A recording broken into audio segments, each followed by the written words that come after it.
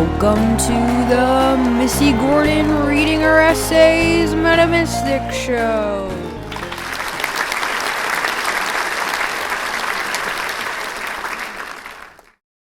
Everything Was Lost. The Collapse by Missy Gordon. Suddenly, everything was closing in. But it wasn't sudden. The building had already been collapsing for some time. I'd been feeling claustrophobic, but now it wasn't just a feeling. The physical walls of the building were pressing against my body. That's 11:11. Make a wish. The physical walls of the building were pressing against my body, and I had no choice but to face it. It was falling. The walls were closing in. Do I smell smoke? Climax. Drip, drip, drip. There was a leak in the bathroom ceiling, and I knew that, just like I knew about the collapse. But it didn't matter that I knew. Still, I was startled awake every time like it was the first time when the droplets of dingy water hit against my head and ran down my cheek like a tear. And there I was, pants around my ankles like a fool, walls closing in, contemplating what had happened. Again. Quick minute to show off my merch, shirt and cup, mug. Links down below, support the show. It rhymes. Links down below, support the show. I want to read this again because I like this pants around my ankles. I think it's funny. And there I was, pants around my ankles like a fool. Oh, one more thing. If you just want to hear me reading this like directly through without all this commentary, this is the director's cut. If you want to listen to this, just me reading this straight through, I'm also going to be putting just an essay only audio version out with every essay. So if this annoys you, if you don't have ADHD like me and you're not like, then that's for you. I will put up the essay only after this. Thank you. It's been a PSA. And there I was, pants around my ankles like a fool, walls closing in, contemplating what had happened. Again. What had happened? Everything was indeed lost. But how? And even more importantly, why? People are so quick to jump to the good part of the story, the triumphant climax, the cinematic crescendo. But why not pause at the rock bottom? Let's take a minute. The part before the climax is the most important part, in my opinion. It's the actual point. It's the lesson. The phrase, "It's the journey, not the destination," is a cliche for a reason. You're going to hear the swallowing and everything. Another showing of my mug. For those of you listening, I am currently drinking out of a mug that says the Missy Gordon Reading Her Essays Metamystic Show on the front that I created myself. Thank you.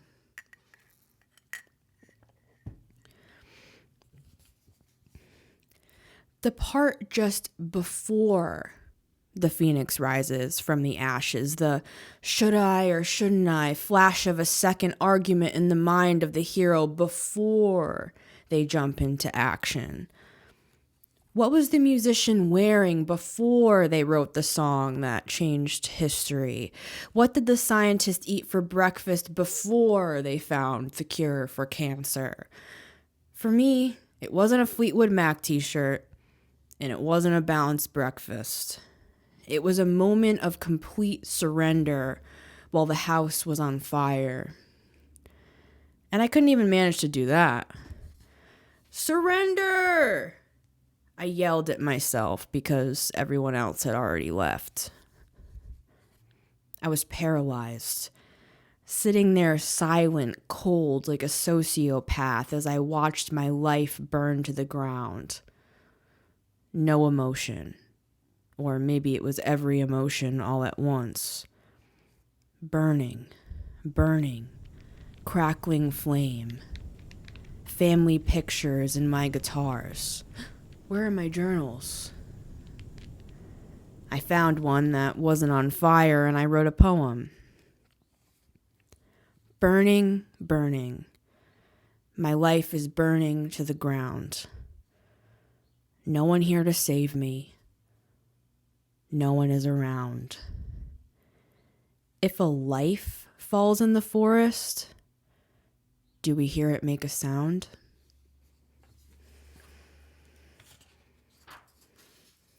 A little dramatic, I know.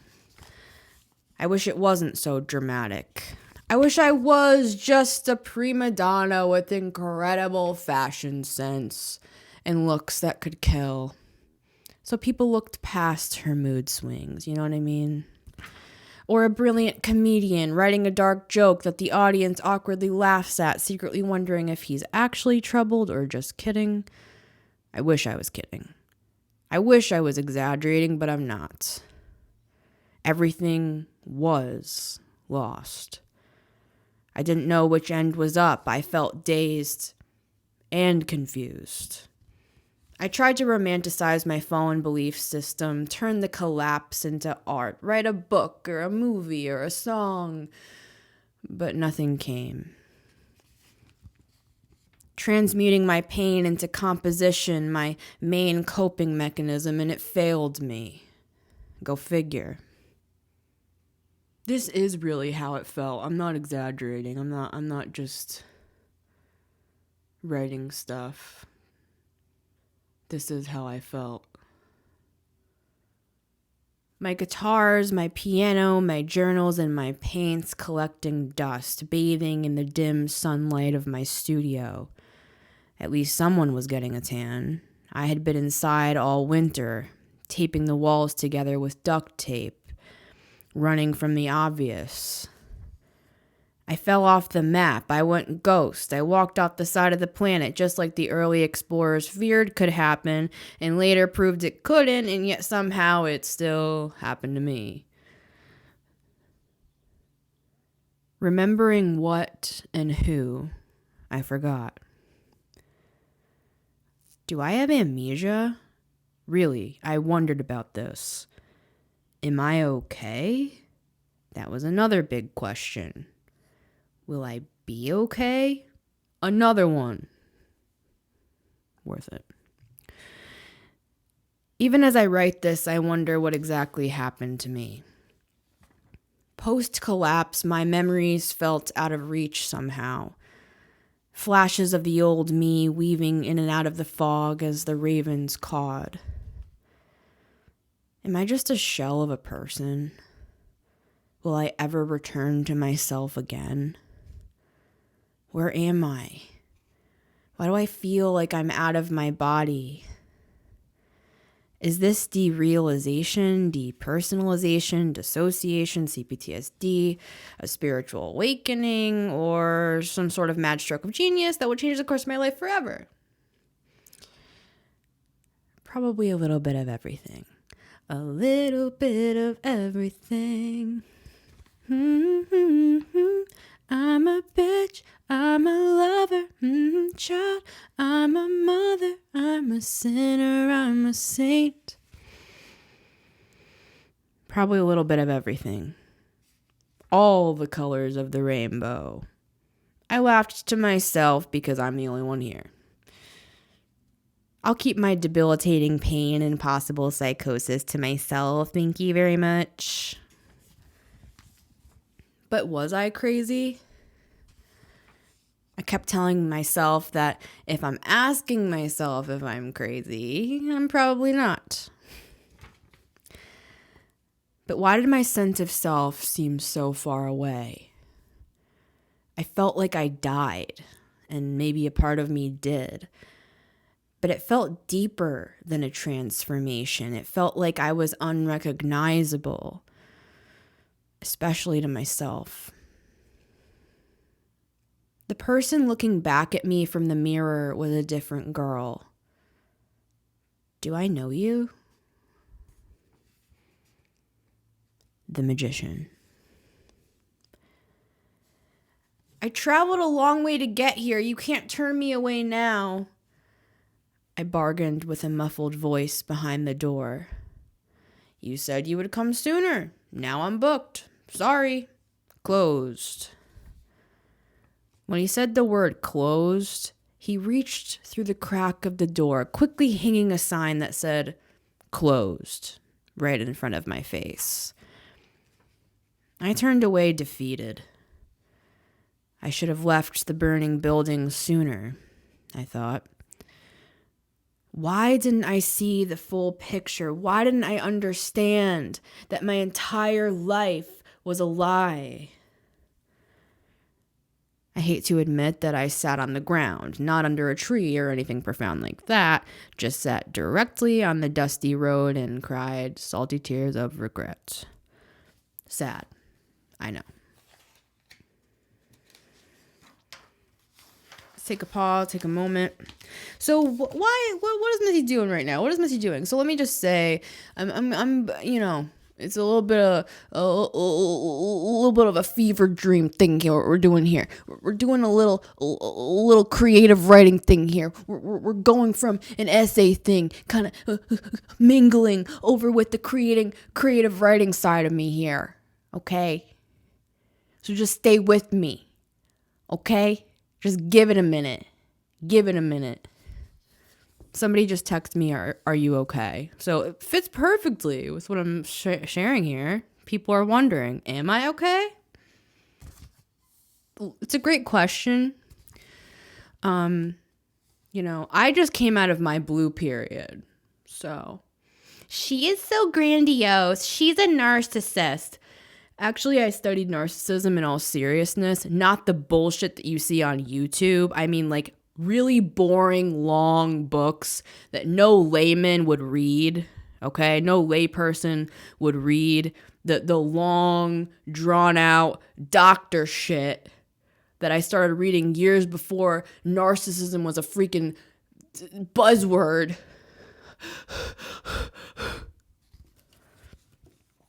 Okay, I'm back.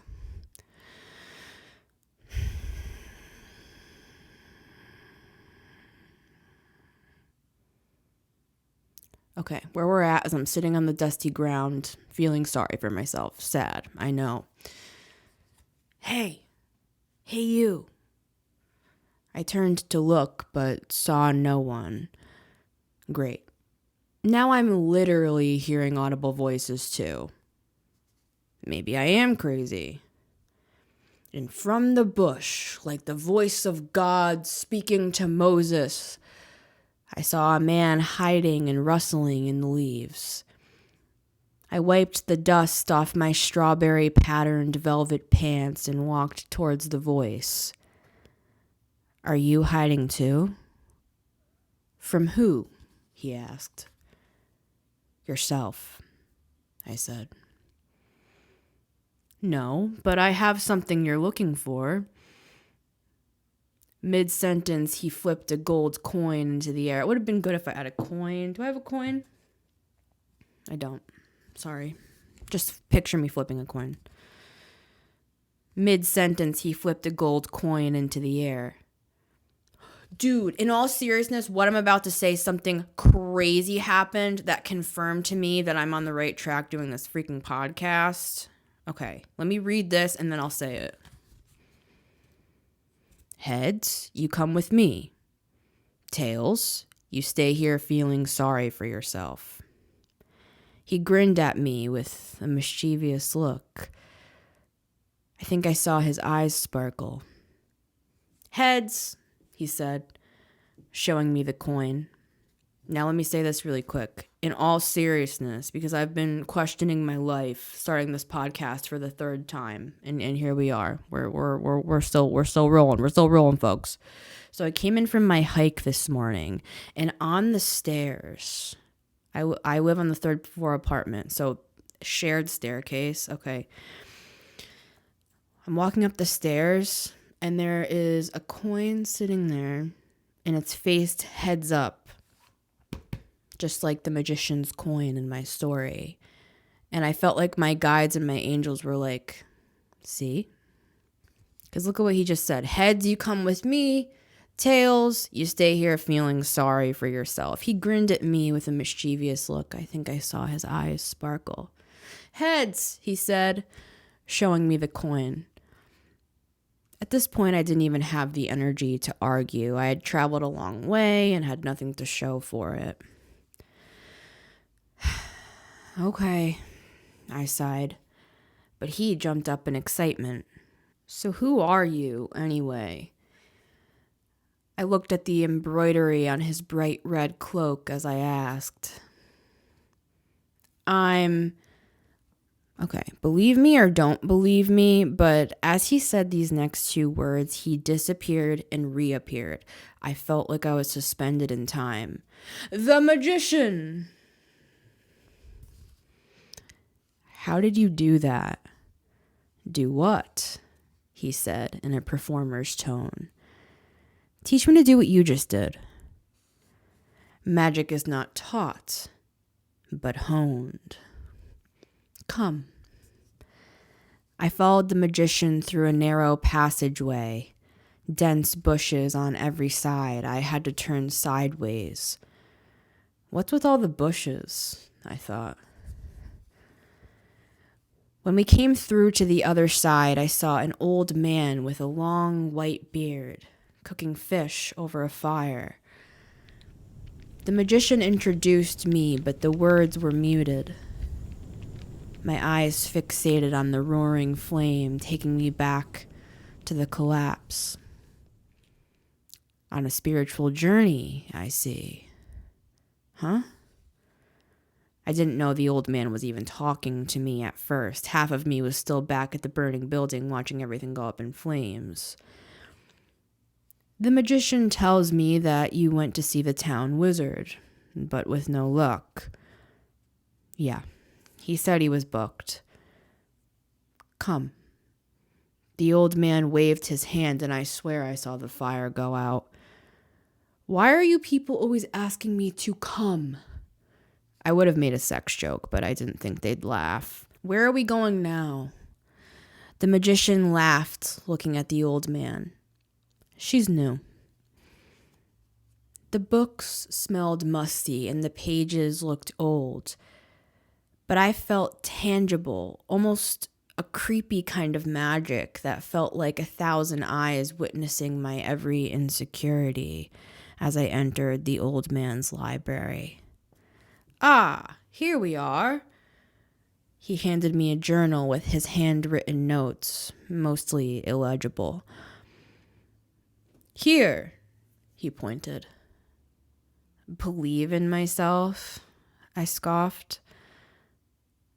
Why laugh at what the gods embraced? You want power?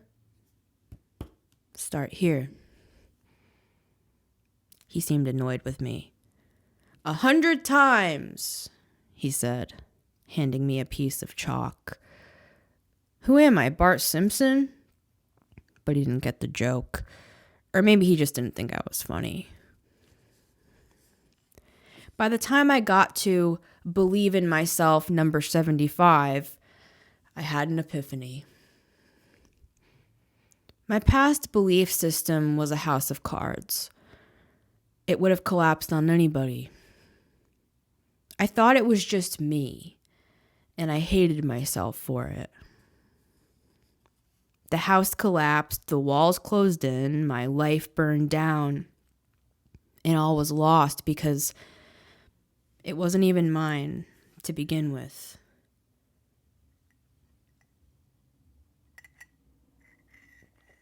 Cheers to that.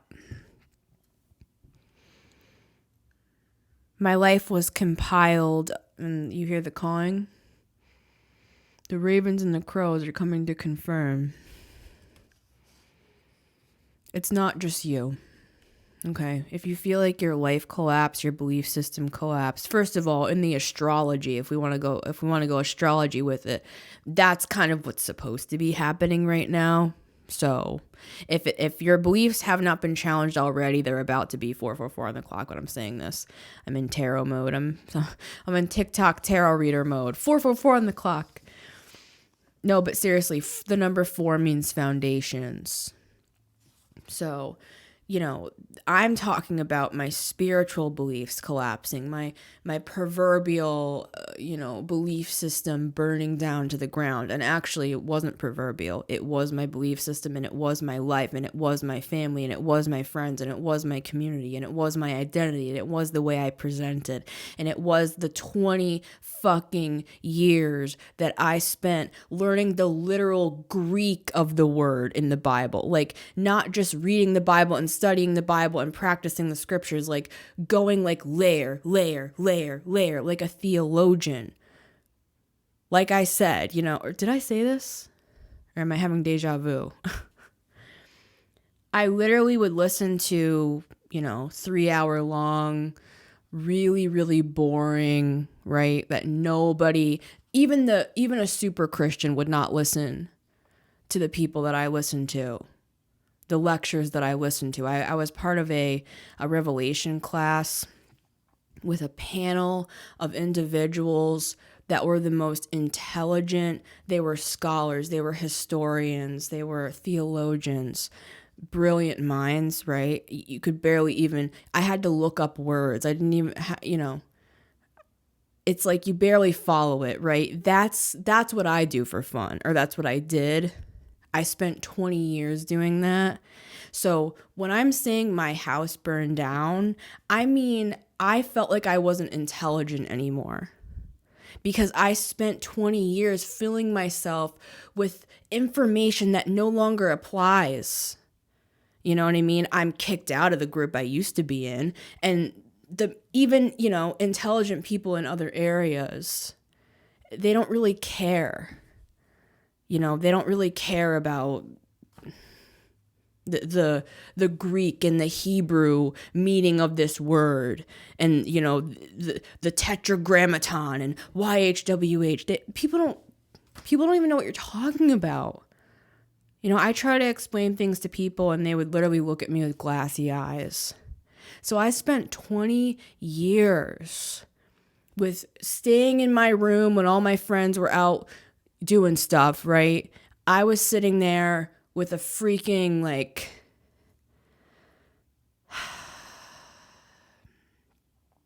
my point is that my beliefs collapsing really was my life collapsing, and my identity, and my path as well, and my vocation, and the meaning that I gave life as well. So when I'm talking about this stuff, it's not just like, oh, I deconstructed my beliefs, and, now I'm liberal, and I'm not liberal, and I'm not conservative, and I don't believe in any of this shit. I think it's all made up. I think it's all bullshit. And even when I was a Christian and devoted myself to that degree, I still knew that most of it was cognitive dissonance. And so when I quieted myself down, I knew that I was living in a state of cognitive dissonance at all times. And what I would say to comfort myself is I would say, God's thoughts are above our thoughts. That's a scripture. His ways are above our ways. And I would always say to myself, when I die, then I'll understand. My loyalty was with the Judeo-Christian God. And I devoted myself to that with everything in me. On vacations, when everybody was out splashing at the pool, I was sitting there like a weirdo with my Bible open and my highlighter, and you know what I mean? And I felt lost. I haven't even known what to do with my time, because I used to spend hours and hours and hours and hours and hours a day studying as deep as I possibly could the Bible and the history and what it all meant and how it applied to me and how I could take that information and regurgitate it back to the people that I was teaching. And I've been lost. I'm going to be honest with you. I haven't even known what to do with myself. I haven't known what to study. I haven't even known, because I don't trust myself anymore, because I'm like, what I believed before was so wrong, even though I kind of knew it must have been, because it was cognitive dissonance. I'd be listening to a TED talk, and then I'd be reading the book of Leviticus, and I would be like, this doesn't, how can I hold two of these things at the same time? I'm here. And I'm queer. That's another topic. That's another cognitive dissonance. Okay. I've made an episode on that, but there's probably like 25 more that I could make just on my sexuality and my gender alone. That's for another day. But if you'd like to hear a little bit about that, you can go watch or listen to the LGBTQIA plus episode that I put out. I don't know what episode it is. It might be episode 5 or something. Either way, you'll see it. And again, shameless plug, buy my merch. All right, back to the essay. I'm writing on the chalkboard, writing I believe in myself for the 75th time. That's where we left off. By the time I got to believe in myself, number 75, I had an epiphany. My past belief system was a house of cards. It would have collapsed on anybody. I thought it was just me, and I hated myself for it. The house collapsed, the walls closed in, my life burned down, and all was lost because it wasn't even mine to begin with. My life was compiled of information passed down, a series of letters that never belonged to me, with names I had never seen before, but tattooed on my skin, and had only myself to blame. Because it was me who decided that these crumbling beliefs were worthy of preservation. Have you gotten to 100 yet? Now he was sipping some sort of weird tea with an octopus tentacle draping over the side of the saucer. 75, I said.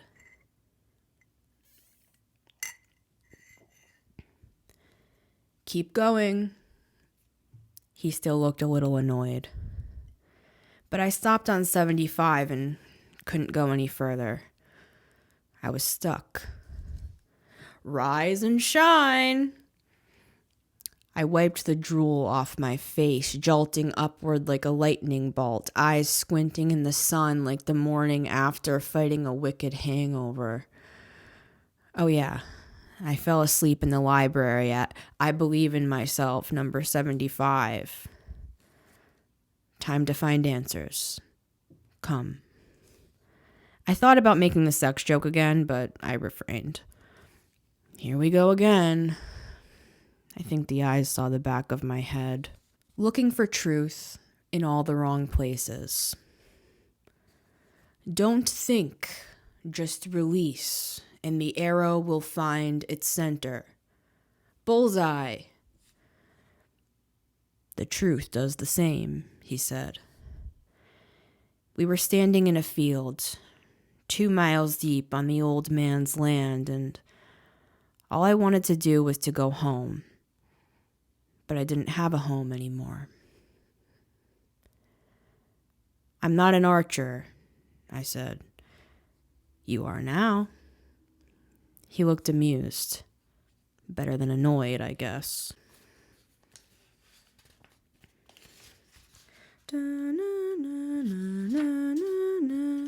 Flipping the page. I picked up the bow, and I could tell he was doing a Mr. Miyagi thing, so I just went along with it. Pull back and release. He breathed as I let go. But my arrow flew straight into the woods. Just as well, the old man said. Sometimes the truth isn't where we think it's supposed to be. His voice faded as he moved into the trees. Moves fast for an old man, I thought. holding the arrow in one hand and handing me a blank sheet of paper in the other. He looked right at me and said, "I want you to write down 5 things you're thankful for." But I couldn't think of anything. What happened to me? I used to be so hopeful, so fun, whimsical even. Now I'm cynical and bored, and I have nothing to show for myself. I wasted over 2 decades, everything I just said before this, about, staying inside when all my friends were playing around and I was studying a theologian's freaking pathway, you know what I mean? That's what I wanted to be. Let's just be honest about it. I wanted my doctorate in theology. I wanted to have a name. I wanted to have a title. I wanted to have respect. And you know what? Hell, I knew enough, right? And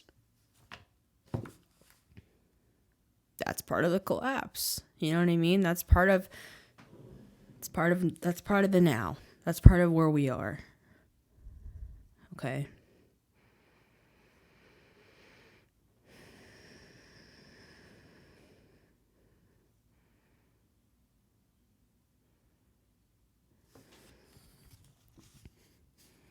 Now I'm cynical and bored and have nothing to show for myself. I wasted over 2 decades aiming for a bullseye that I'd never get to relish in. Still, I figured I'd be able to think of something to be thankful for. I went to reach for my favorite pen, but then I remembered it was ash. Another thing to be unthankful for. I told him I lost my pen. Where has it gone? It went up in flames with the rest of my life. Ah, I see.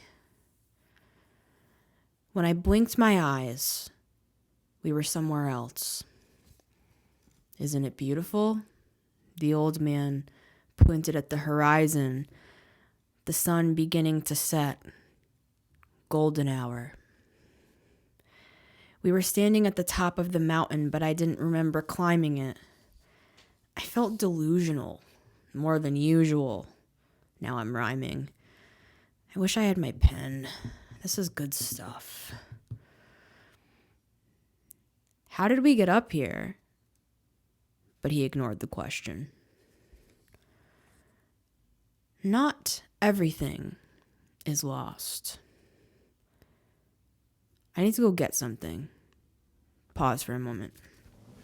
Not everything is lost. Pause on not everything is lost. This is the hopeful part of the essay. So wait for it. Okay, not everything is lost, everyone. Not everything is lost.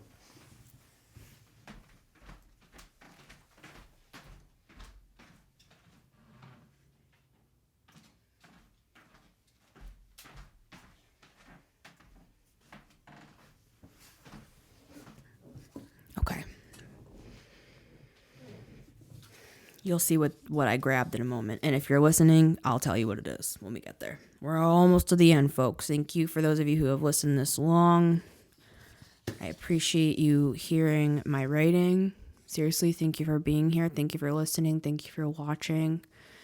I really appreciate all of your love and support.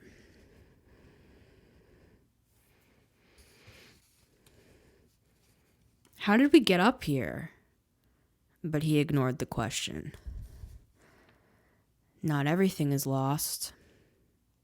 The mountains still stand, as do you. His voice was firm, and the sun reflected off of the white strands of his beard, hitting me directly in the eye for extra effect.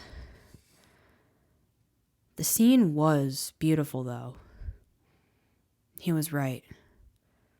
Damn Mr. Miyagi trope. Works every time. 5 things I am thankful for. 1. Mountains. Wait.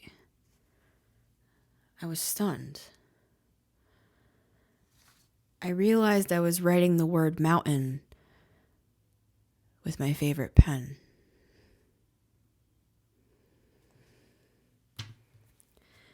Thank you, everyone. It's been Missy Gordon, the Metamystic here. If you would like to read this essay for yourself, you can get it on my Substack at missygordon.substack.com. All the links will be down below. Again, if you would like to support the show, we have t-shirts, we have mugs here for now. Before I populate the shop with anything else, I put these out there. You can also donate to the show if you'd like to support it as well. Links are down below. Thank you, everyone, for being here, and I really appreciate you all. And until next time, it's been me, Missy Gordon, the Metamystic here. And this really is my favorite pen. Oh yeah, for those of you listening, I was doing a dramatic thing where I got up and I went to go grab my actual favorite pen so that I could show everybody. And it was like, oh my God, the pen appeared. The point of the story here is that there's still hope and there's magic in the world, that the old man was asking her to remember what she's grateful for. And in that pursuit, I'm saying it's supposed to be me. Okay, if that wasn't clear. It's supposed to be all of us, right? Even if your faith didn't deconstruct, this message is a message for anyone who's felt like they've lost anything, parts of themselves, parts of their, beliefs, people they've lost, friends, locations, jobs. The point here is that the old man was reminding us that in taking that moment at the top of the mountain during golden hour and just taking a second, I've been doing that with my hikes. It's like I take off my headphones when I get to this babbling brook so that I can hear the sound of the water, and just stand there for a second and just let it wash over my consciousness, or this morning when I went on my hike, I was pressing my hands into the tree like a freaking tree hugger, and I don't give a fuck, because in all seriousness, I felt myself grounding. I literally feel the trees. I'm someone who I'm wacky. I'm crazy. I'm out there. I'm loopy. You know what I'm saying? I believe the trees have consciousness.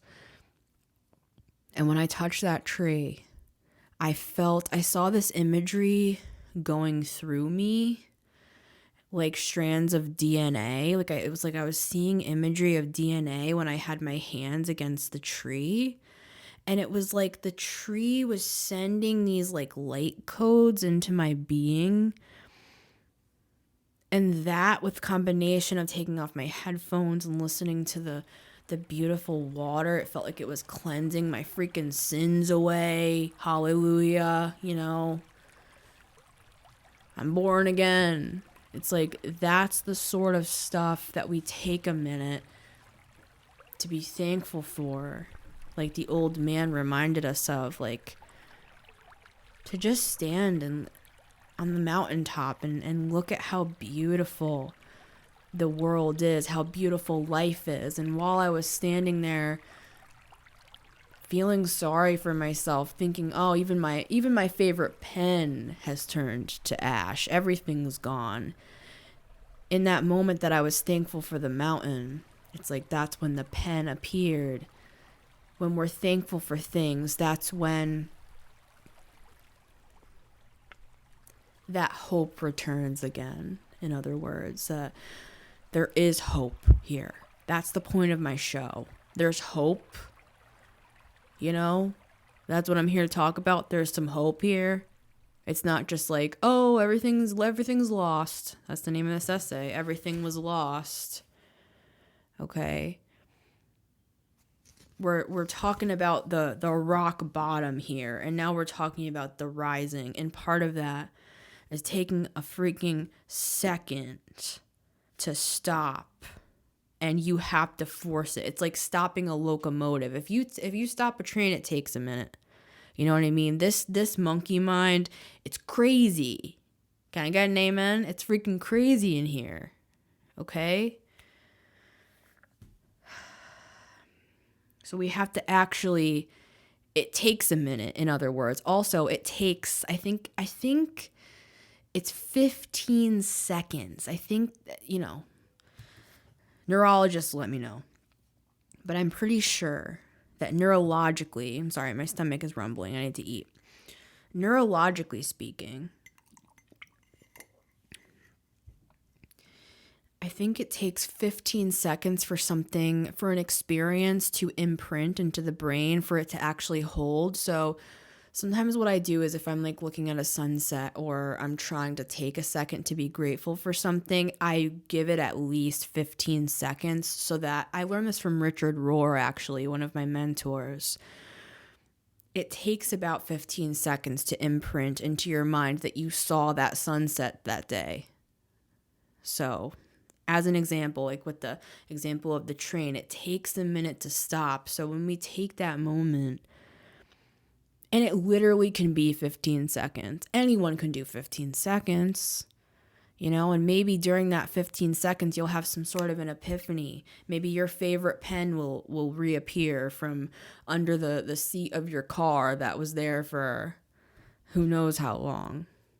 Maybe there's something in the corners of your mind where the cobwebs are, where it's like you take that 15 seconds and it clears out the cobweb and you're like, oh my God, I'm going to write a screenplay. I forgot I wanted to. Here I am, world. And you write the damn thing, and then Sundance Film Festival was like, oh, you're brilliant, you're a genius.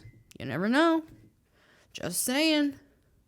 The old man knows what he's talking about. 5 things we're grateful for.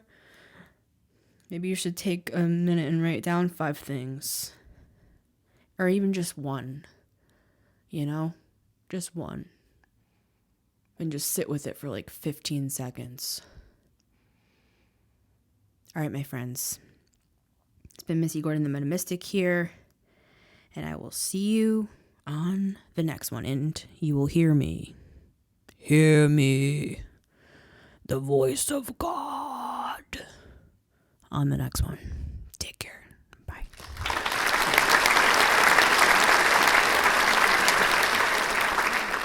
And buy my merch. Thank you.